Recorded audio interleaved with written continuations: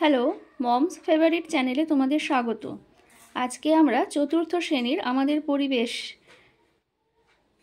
বিষয়ের বৃত্তি পরীক্ষার প্রস্তুতি নিয়ে আলোচনা করব। বৃত্তি পরীক্ষায় আমাদের পরিবেশের দুটি ভাগ হয়, একটা বিজ্ঞান পাঠ আর একটা সমাজবিজ্ঞানের ভাগ। তো বিজ্ঞান বিষয়ে 50 নম্বরের প্রশ্ন হয়। তো আমরা আজকে বিজ্ঞান বিষয়ের ওপর পার্ট 2 নিয়ে আলোচনা করব। বন্ধুরা, তোমরা যারা আমার এই চ্যানেলটি আগে সাবস্ক্রাইব করেছো তাদের অসংখ্য ধন্যবাদ। যারা এখনও পর্যন্ত আমার এই চ্যানেলটি সাবস্ক্রাইব করোনি, পরবর্তী ভিডিওগুলি পাওয়ার জন্য আমার এই চ্যানেলটি সাবস্ক্রাইব করে নিও। চলো শুরু করি।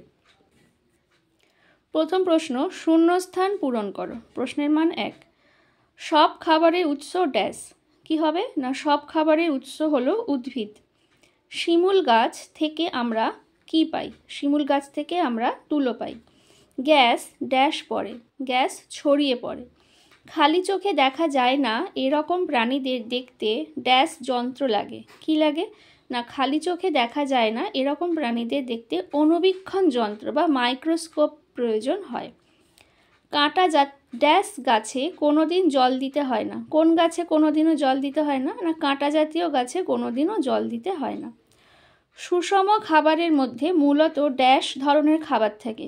কত ধরনের খাবার থাকে না, সুষম খাবারের মধ্যে মূলত 4 ধরনের খাবার থাকে। এরপরে প্রশ্ন, ভুল সংশোধন করো। প্রশ্নের মান 1। সব জায়গার বাতাসের উপাদানগুলি একই পরিমাণে থাকে। তাহলে সংশোধন করে কি হবে না, সব জায়গায় বাতাসের উপাদানগুলি একই পরিমাণে থাকে না। লোহার পেরেক হলো একটি পদার্থ আর লোহা হলো বস্তু। তাহলে না, এটা ভুল। উত্তর হবে যে লোহার পেরেক হলো বস্তু আর লোহা হলো পদার্থ। তাহলে আমরা কি জানি না, কোনো বস্তু মানে কোনো জিনিস যে পদার্থ দিয়ে তৈরি, কোনো মানে লোহা দিয়ে পেরেক তৈরি হয়েছে, তাই পেরেক হলো বস্তু আর লোহা হলো পদার্থ। সজারুর পায়ে কাঁটা নেই।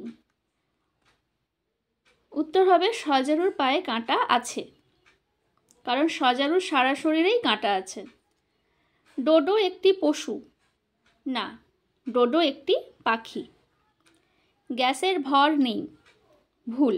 কি হবে না, গ্যাসের ভর আছে। ব্যাঙেদের খাবার হলো ঘাস না, ব্যাঙেদের খাবার হলো পোকামাকড়। বলছে তার 3 দাগের প্রশ্ন, প্রতি প্রশ্নের মান 2। ভিজে কাপড় রোদ্দুরে রাখলে কাপড়টা শুকিয়ে যায়, জলটা কোথায় যায়? না, ভিজে কাপড় রোদ্দুরে রাখলে রোদের তাপে বা সূর্যের তাপে বা সূর্যের আলোয় জল বাষ্প হয়ে বাতাসে মিশে যায়, তাই কাপড় তাড়াতাড়ি শুকিয়ে যায়। তাহলে কাপড়ের যে জল ছিল সেই জলটা বাষ্পীভূত হয়ে বাতাসে মিশে যায়। জলটা কোথায় যায় না, বাষ্পীভূত হয়ে বাতাসে মিশে যায়।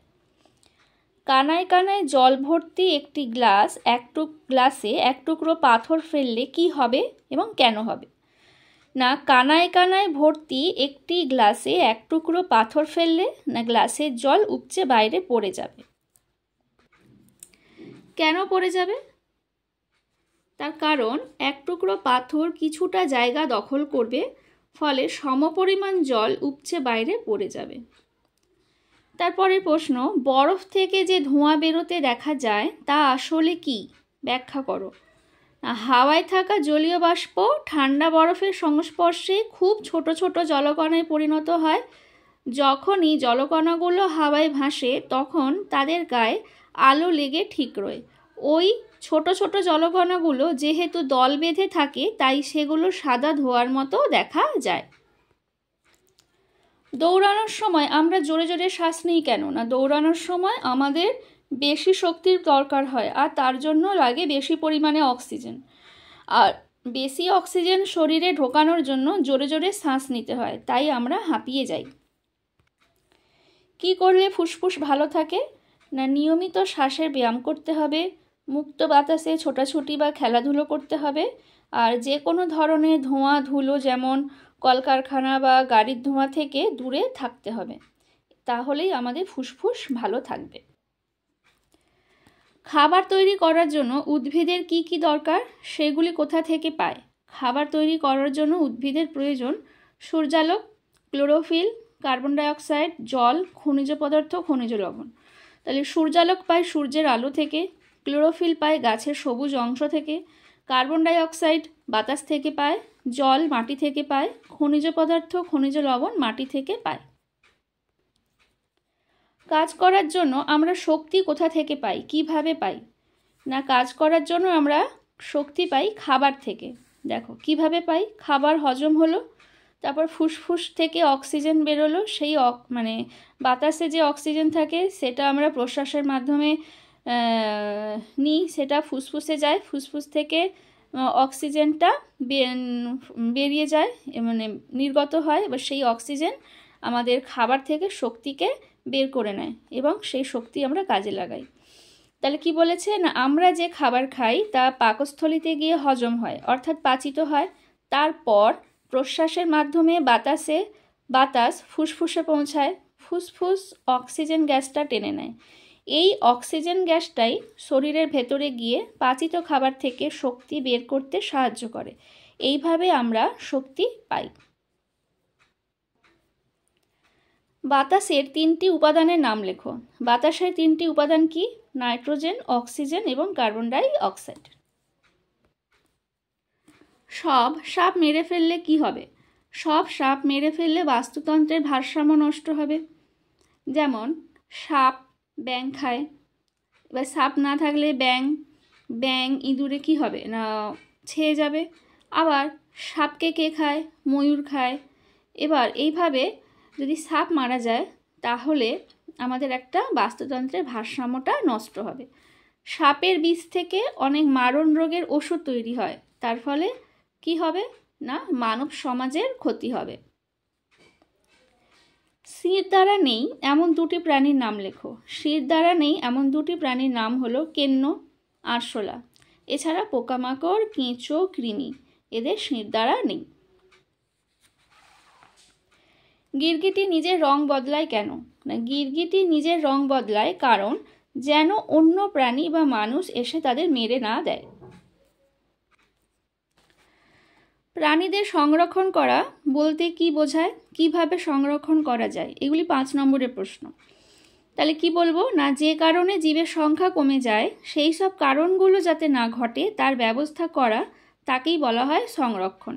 সংরক্ষণ কিভাবে করা হয় না, বন জঙ্গল না কাটা, যেখানে প্রাণীদের খাবার ও তেষ্টার জল থাকে তার ব্যবস্থা করা, আর চোরা শিকারি যেন তাদের মারতে না পারে সেদিকে লক্ষ্য রাখা, এইভাবে বনে সংরক্ষণ করা হয় বা বন্যপ্রাণীর সংরক্ষণ করা হয়।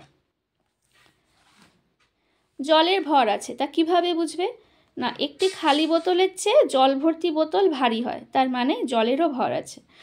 তোমরা 2টো বোতল নেবে, একটা খালি বোতল আর একটা জল ভর্তি বোতল।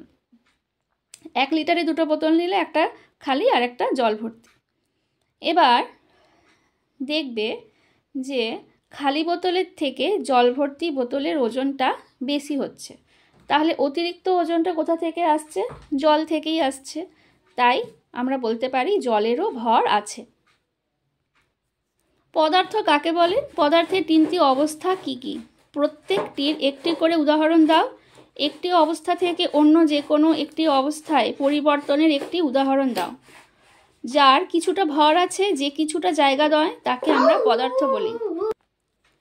যার কিছুটা ভর আছে, যে কিছুটা জায়গা নেয়, তাকে পদার্থ বলে।